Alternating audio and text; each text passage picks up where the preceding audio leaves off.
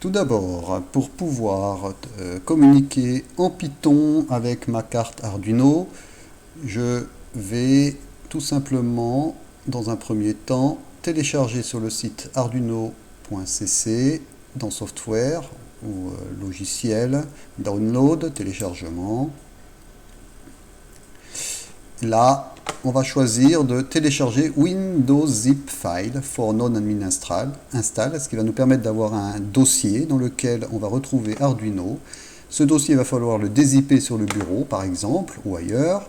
Et voilà, donc une fois qu'on l'a téléchargé, dézippé, donc moi j'ai déjà fait l'opération en amont, on se retrouve avec ce répertoire que l'on peut ouvrir. Et puis, à partir de là, on va pouvoir lancer l'application arduino.exe.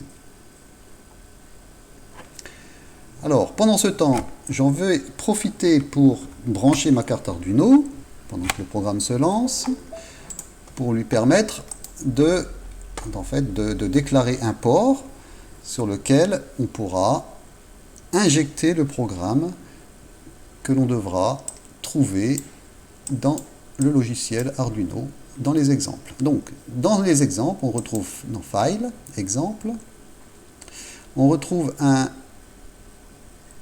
petit peu compliqué, un petit dossier qui s'appelle, un exemple qui s'appelle Firm Data, et nous on va choisir le dossier qui s'appelle Firm Data Standard, donc le standard Firm Data.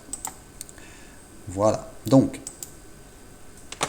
on va maintenant vérifier que notre Arduino a bien été déclaré. Donc voilà, on voit que sur le port COM3, j'ai mon Arduino qui est branché.